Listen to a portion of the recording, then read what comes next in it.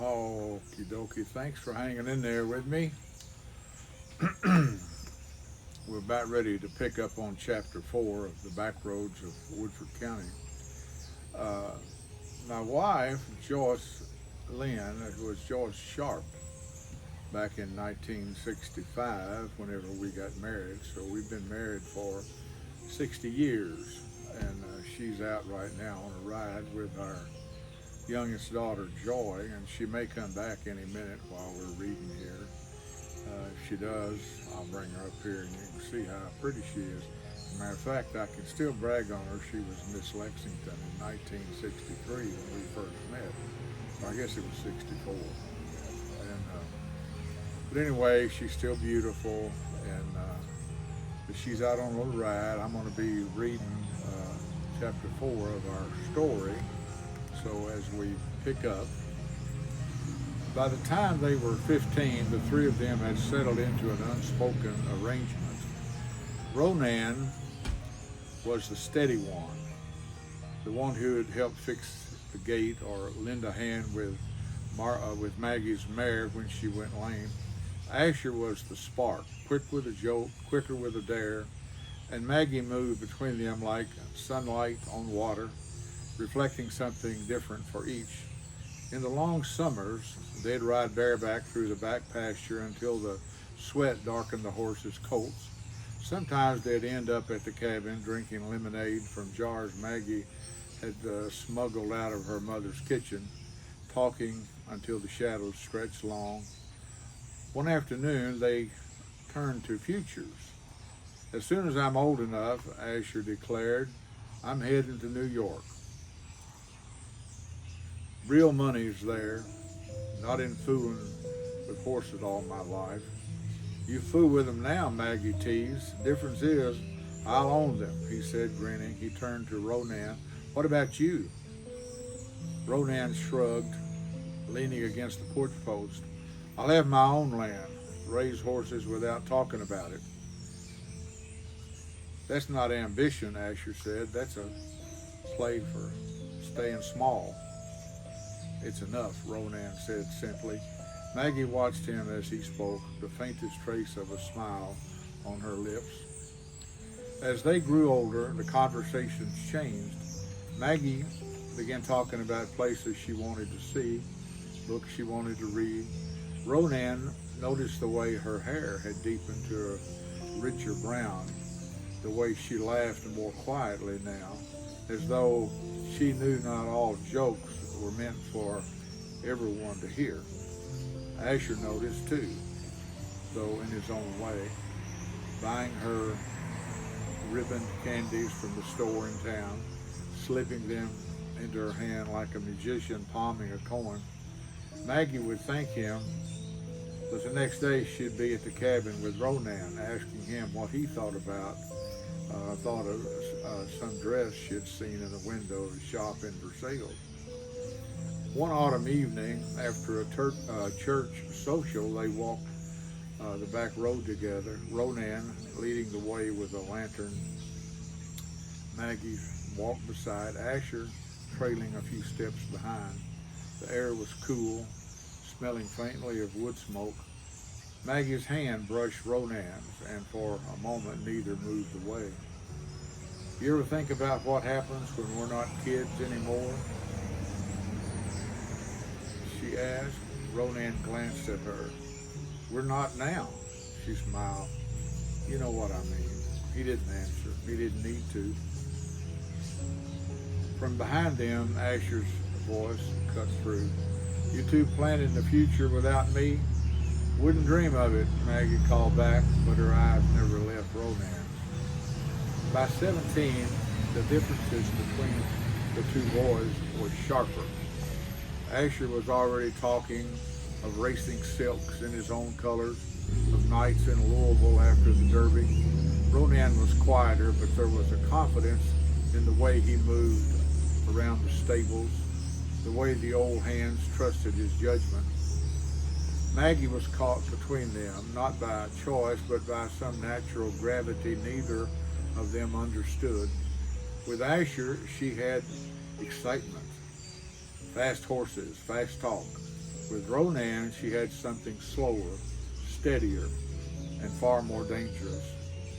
One evening at the cabin, as katydids hummed in the trees, Maggie sat beside Ronan on the porch steps.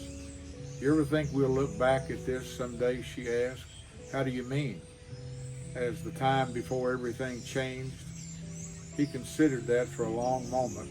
"Everything changes, Maggie. Doesn't mean it's for the worst." She looked at him then, long and searching, and whatever she saw made her look away quickly, as though afraid to give it a name. The back roads had a way of keeping secrets. They wound themselves between stone fences and shaded hollows, carrying the three of them through the last days of youth, without warning them how short those days would be. Somewhere along those roads, love had begun to grow, not in a flash, but in the slow, steady way a tree takes root. And like a tree, it would be harder to uproot than any of them imagined. Chapter 5. The wedding announcement came the way news always traveled in Woodford County, first through the grocer, then the feed store, and finally on the polished lips of women at the post office. Margaret Sinclair to wed Mr. Asher Worthington in June. It sounded inevitable in print, as though it had been decided long ago. When Ronan heard it, he was in the tack room, oiling a bridle. He read the small square of newsprint once, folded it, and set it on the workbench without a word. But the smell of leather and linseed oil felt sharper in his nose, and the quiet seemed heavier than before. 2 weeks before the wedding, Maggie asked to meet him at the cabin. She arrived in a pale green dress, hair pinned up, though a few strands had slipped free in the heat. She didn't sit. She just stood in the doorway looking out at the meadow. "I suppose you've heard," she said. "I have." Silence stretched between them. She stepped inside, running her fingers along the windowsill. "It's not what you think, Ronan," she began. "I mean, it is, but it isn't." He waited. "You know what the Sinclair name means here. We've always been steady. Land, horses, good breeding. And the Worthingtons," she paused, as if weighing her words, "it's not just Asher, it's the family, the history. It's being part of something that people respect the moment they hear it. And you want that." "I need that," she corrected, meeting his eyes. "For my family, for me. There's security in it. And yes, pride. I'm not ashamed of that."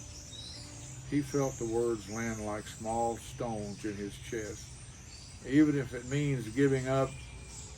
He stopped himself. She stepped closer. "Don't think I don't care about him. I do. Not like..." She let the thought trail off. "But Asher and I, there's a place for us in this county. You and I, we have had to make our own place," Ronan finished. She nodded, her eyes bright but dry. "And maybe that's braver, but I don't know if I'm that brave." The wedding was a small but elegant affair. White lilies in the church, blue sashes on the pews, the Worthington crest on the programs. Maggie wore lace that caught the light, and when she smiled for the photographer, she looked like she belonged exactly where she was. Asher looked triumphant in the way only a man can when he believes he's won. He shook hands, laughed loudly, and clapped Ronan on the shoulder when they passed in the reception line. "Glad you can make it, old boy," he said, as though nothing had shifted. Excuse me. Ronan returned the smile without meaning it. I'm gonna take a little sip here.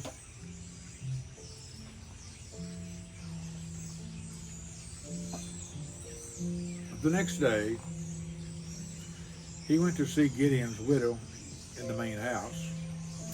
She had heard he had been thinking of enlisting. War's not what it used to be, she said, pouring him a tea, but it's still a place for a man to prove himself. I'm not after proving anything, Ronan said, just want to see something different for a while. She studied him. Sometimes different is the only way to keep from breaking in half. A week later, Maggie met him one last time at the cabin. She brought a small box and handed it to him. It's a St. Christopher's medal, she said. My mother gave it to me when I went to Lexington for school. She said it would keep me safe on the road, so thought maybe it would keep you safe too.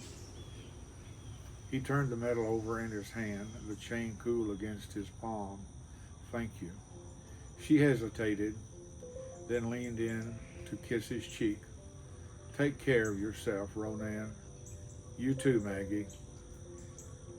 And then she was gone, the sound of her footsteps fading down the back road until only the katydids, I can't ever pronounce that word, filled the air.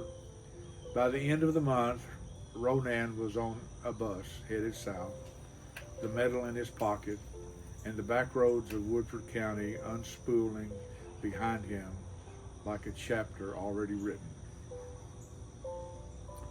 I'm going to take about a 2-second break and pick up with chapter 6, but I need to get a drink of water. My throat's kind of parched.